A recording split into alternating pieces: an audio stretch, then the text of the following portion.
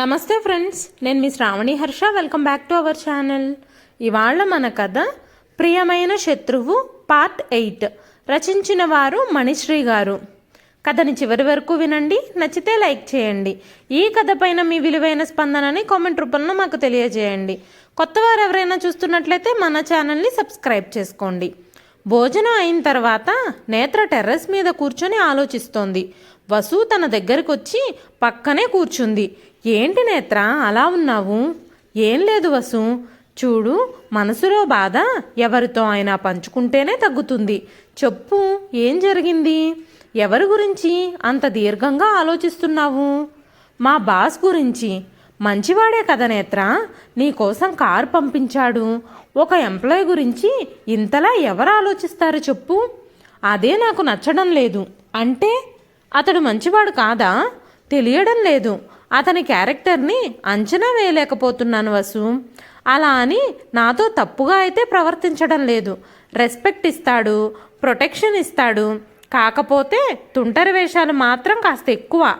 వసు నవ్వుతుంది. నిజంగానే మీ బాస్ డిఫరెంట్గా ఉన్నాడే. అందరితోనూ అలానే ఉంటాడా?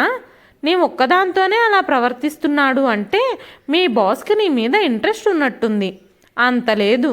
మిగిలిన స్టాఫ్ ఎవరి పనుల్లో వారు ఉంటారు. నేను మాత్రం ఆఫీస్ అవర్స్ మొత్తం ఆయన దగ్గరే ఉంటాను. ఓ రిలాక్స్ నేత్ర, ఏదో సరదాగా నిన్ను ఆట పట్టిస్తున్నారు. నాతో సరదా ఏంటే? నేనేమైనా తన అత్త కూతుర్నా సరసాలాడడానికి? నిజానికి బావ కూడా నాతో ఇలా సరదా చేసిందే లేదు. అందుకే ఆ బాధ్యత మీ బాస్ తీసుకున్నట్టున్నాడు. ఏంటి, నీకు వెటకారంగా ఉందా? నిన్ను ఇబ్బంది పెట్టడం లేదని నువ్వేగా అన్నావు. ఇంకెందుకు టెన్షన్ చెప్పు. అంతగా నీకు ఇబ్బంది అనిపిస్తే రిజైన్ చేసేయి, వేరే జాబ్ వెతుక్కుందువు. నాకు అలానే ఉంది, కానీ ఇంట్లో పరిస్థితి బాలేదు కదా, అందుకే ఆలోచిస్తున్నా. పర్లేదులే, నేను మేనేజ్ చేసుకుంటాను. అది నేత్ర అంటే. అది సరే, సాయంత్రం నుంచి బావ కనిపించడం లేదు. ఎక్కడికి వెళ్ళాడు? నాన్న ఆపరేషన్ టైం దగ్గర పడుతుంది కదా, ఆ మనీ కోసమే తిరుగుతున్నాడు. ఆఫీస్లో లోన్ అప్లై చేశాడంట. ఇంకా బయట ఎవరో తెలిసిన వారి దగ్గర డబ్బు ఇప్పిస్తా అన్నారంట. అక్కడికే వెళ్ళాడు. దేవుడి దయ వల్ల ఆ మనీ అరేంజ్ అయితే మామయ్య ఆపరేషన్ పూర్తవుతుంది. అన్నయ్య చూసుకుంటాడులే నేత్ర, వెళ్ళి పడుకో, చాలా లేట్ అయింది. మళ్ళీ ఉదయాన్నే ఆఫీస్కి వెళ్ళాలి కదా. లేదు, నువ్వు వెళ్ళి పడుకో, బావ వచ్చే వరకు ఉంటాను. Okay, good night. Good night. Vasu అక్కడి నుండి వెళ్ళిపోయింది. నేత్ర అక్కడే కూర్చుని ఉంది. ఇంతలో తన ఫోన్ రింగ్ అయింది. జై నెంబర్ చూసి లిఫ్ట్ చేయాలా వద్దా అని ఆలోచిస్తూనే ఫోన్ లిఫ్ట్ చేసింది. హలో, ఇంకా నిద్రపోలేదా? ఏం సార్, ప్రతి ఎంప్లాయీకి ఫోన్ చేసి వాళ్ళు నిద్రపోయారో లేదో అని సర్వే మొదలుపెట్టింది ఆ కంపెనీ. పైకి కనిపించవు కానీ నీకు వెటకారం ఎక్కువే. సర్లే, రేపు మార్నింగ్ నేను మీ ఇంటికి రాను. వర్క్ ఏమైనా ఉంటే ఫోన్లోనే చెప్పండి, ఆఫీస్కి వెళ్ళి చేస్తాను. నువ్వు రావాల్సింది ఇంటికి కాదు, హోటల్ నోవెటెల్. షార్ప్ 9 కల్లా అక్కడ ఉండాలి, ఓకే? కానీ రేపు అపాయింట్మెంట్స్ కానీ మీటింగ్స్ కానీ ఏమీ లేవు కదా సార్. నేను పర్సనల్ మీటింగ్ అరేంజ్ చేశాను. ఆ విషయం నీకు తెలియదులే. పర్సనల్ అన్నప్పుడు మీరు ఒక్కరే వెళ్ళొచ్చుగా, మధ్యలో నేనెందుకు? బాస్ నువ్వా నేనా? మీరే సార్. కదా, అయితే నేను చెప్పింది చెయ్యి. Okay sir. జైకి ఇంకా మాట్లాడే అవకాశం ఇవ్వకుండా కాల్ కట్ చేసింది. బయట బైక్ సౌండ్ వినిపించడంతో నేత్ర పైకి లేచి చూసింది. అభి బైక్ పార్క్ చేస్తూ కనిపించాడు. వెంటనే టెర్రస్ మీద నుంచి కిందికి వచ్చింది. బావా, వెళ్ళిన పని ఏమైంది? అతనితో మాట్లాడాను నేత్ర, సర్దుబాటు చేస్తాను అన్నారు. అమ్మయ్య, ఇప్పుడు నా మనసు ప్రశాంతంగా ఉంది. సరే, వెళ్ళి పడుకో. నువ్వు భోజనం చేయవా? వెళ్ళి స్నానం చేసిరా, వడ్డిస్తాను. అమ్మ లేదా? అత్తయ్య నిద్రపోయింది బావా, లేపడం ఎందుకు, నేను వడ్డిస్తాను. అభి గదిలోకి వెళ్ళాడు. తను వచ్చేసరికి కింద చాప వేసి అన్నం కూరలు అన్నీ సర్దింది. కాసేపటికి అభి వచ్చి కూర్చున్నాడు. భోజనం వడ్డించి పక్కనే కూర్చుంది తను. టెన్షన్ పడుతున్నావా బావా? అప్పు ఎక్కువ అవుతుందని? అప్పు అవుతుందని నాన్నను అలా వదిలేయలేను కదా. నువ్వేం టెన్షన్ పడకు బావా, నేను కూడా జాబ్ చేస్తున్నాను కదా, కొద్ది కొద్దిగా అప్పు తీర్చేద్దాం. అభి నవ్వుతాడు. ఎందుకు నవ్వుతున్నావు? రేపు నీకు పెళ్ళే వెళ్ళిపోతే మీ ఆయన ఖర్చు పెట్టనిస్తాడా? పెళ్ళి అదొక్కటే తక్కువ నా బతుక్కి. అలా అంటావేంటి నేత్ర? ఇప్పుడు నా పెళ్లి టాపిక్ అవసరమా బావా? ముందు భోజనం చెయ్యి. అభి నవ్వుతూ నేత్ర కళ్ళల్లోకి చూశాడు. అయితే నన్నే చేసుకో, ఇక ఎలాంటి గొడవ ఉండదు సరదాగా అన్నా. ఇప్పుడు ఈ పెళ్లి గోలేంటి? త్వరగా తిని వెళ్ళి పడుకో. అది కాదు నేత్ర. ఇద్దరూ మాట్లాడుకుంటూ ఉన్నారు. ఇంతలో అభి తల్లి బయటికి వచ్చి ఇద్దరినీ చూసింది. అభి మాటలకి నేత్ర నవ్వుతూ కనిపించడంతో ఆవిడికి కోపం వచ్చింది. నేత్ర, ఏంటత్తయ్య, నీకెన్నిసార్లు చెప్పినా బుద్ధి రాదా? వాడికి దూరంగా ఉండమని చెబుతూ ఉంటే రాసుకు పూసుకు తిరుగుతున్నావు. మీరు నిద్రపోయారు కదా అని బావకు భోజనం పెట్టాను, అది కూడా తప్పేనా? తప్పే.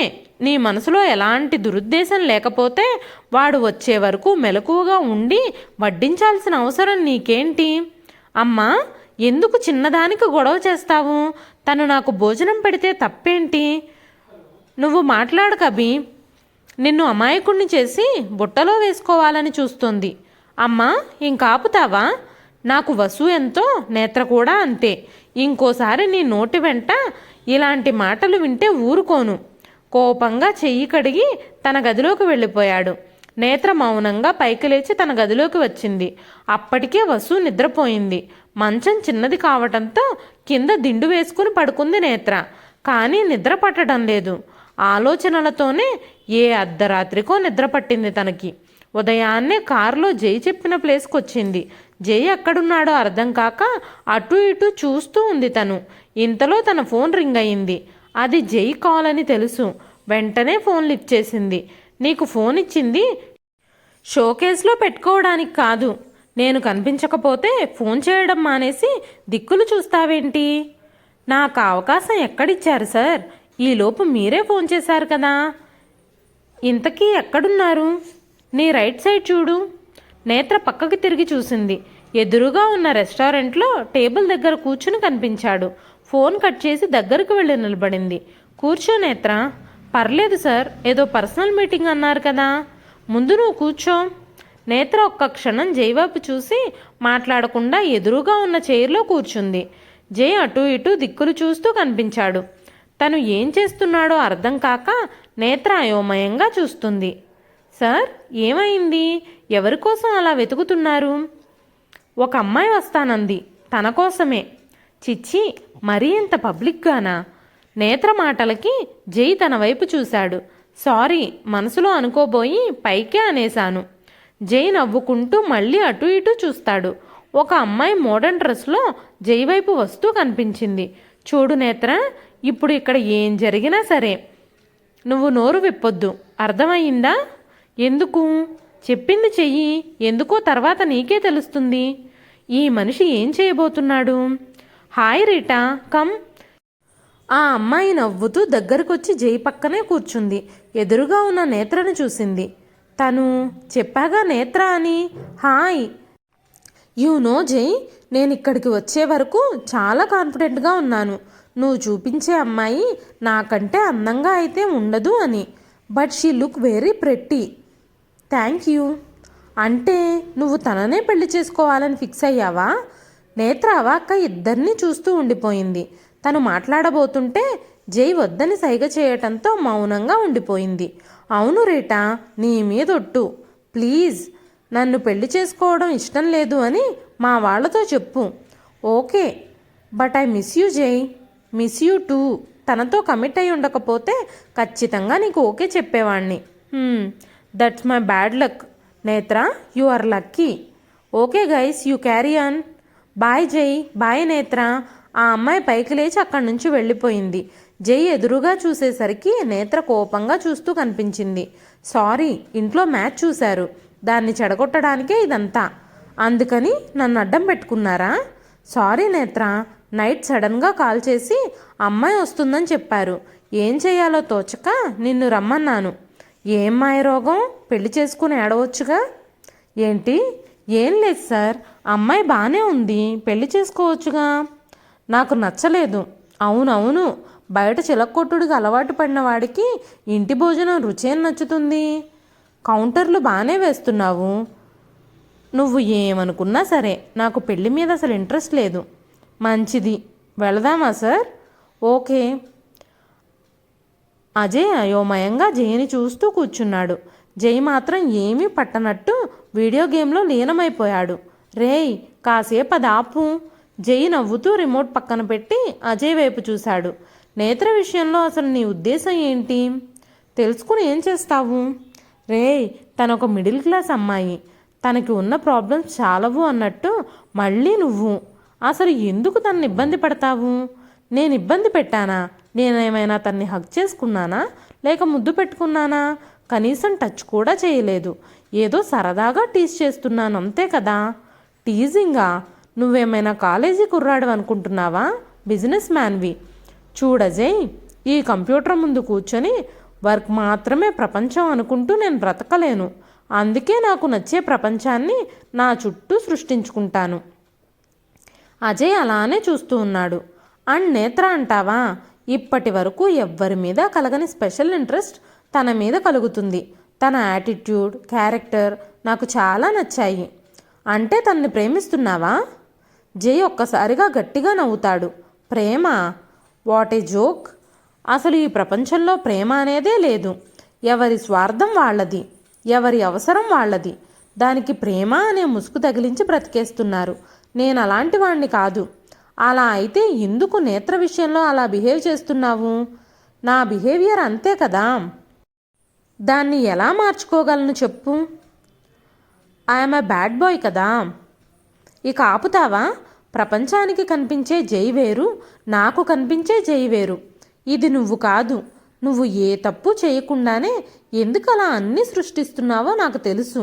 కంపెనీకి నమ్మకమైన మనిషి కావాలని ఇప్పటి వరకు నీ దగ్గర జాయిన్ అయిన పిఏలందరినీ టెస్ట్ చేశావు. ఒక్కరు కూడా కనీసం 4 రోజులు కూడా నీ దగ్గర పనిచేయలేదు. కారణం ఏమిటి? వాళ్ళు నీ డబ్బుకి, అందానికి ఆకర్షితులయ్యారు కాబట్టే కదా. వాళ్ళల్లో ఒక్కరిని కూడా నువ్వు తాకనే లేదు. కానీ వాళ్ళని వాడుకుని వదిలేశావు అన్న బ్యాడ్ నేమ్ మాత్రం స్ప్రెడ్ అయ్యింది. అంతే కదా. మన దేశంలో చెడు వ్యాపించినంత వేగంగా మంచి వ్యాపించదు. అసలు ఎందుకు ఇదంతా నీకు అవసరమా? అజయ్, వాళ్ళ అవసరాలు వాళ్ళని ఏం చేయడానికైనా ప్రేరేపిస్తున్నాయి. నువ్వన్నట్టు ఇప్పటి వరకు ఏ అమ్మాయితోనూ నేను అలాంటి రిలేషన్ పెట్టుకోలేదు. అలా యాక్ట్ చేశాను. కానీ నా వీక్నెస్ అడ్డు పెట్టుకొని వాళ్ళ అవసరాలు తీర్చుకోవాలి అని అనుకున్నారు చూడు, అలాంటి వాళ్ళు చాలా ప్రమాదకరం. అలాంటి వాళ్ళని నమ్మి కంపెనీని రిస్క్లో పెట్టలేను కదా. అందుకే ఈ డ్రామా అంతా. నేత్ర కూడా అలాంటి అమ్మాయే అనుకుంటున్నావా? 3 months అయ్యింది నేత్ర మన కంపెనీలో జాయిన్ అయ్యి. అయినా నీకు తనేంటో అర్థం కాలేదా? అర్థమయ్యింది. బట్ తన పరిస్థితుల్ని ఎంతవరకు తట్టుకుని నిలబడగలదో చూడాలి. అంటే నీ ఉద్దేశం ఏంటి? నేత్ర వాళ్ళ మావయ్య ఆపరేషన్కి 20 lakhs ఖర్చు అవుతుందని నువ్వే కదా చెప్పావు. అవును. అయితే వాళ్ళ మామయ్యను కాపాడుకోవటం కోసం నా దగ్గరకు వస్తుందో, లేక తన క్యారెక్టర్ని కాపాడుకుంటుందో చూద్దాం. తర్వాత ఏం జరుగుతుందో నెక్స్ట్ పార్ట్లో చూద్దాం. ఈ కథ నచ్చితే ఒక లైక్ చేయండి. ఈ కథ పైన మీ విలువైన స్పందనని కామెంట్ రూపంలో మాకు తెలియజేయండి. నెక్స్ట్ పార్ట్ కోసం మన ఛానల్ని సబ్స్క్రైబ్ చేసుకోండి.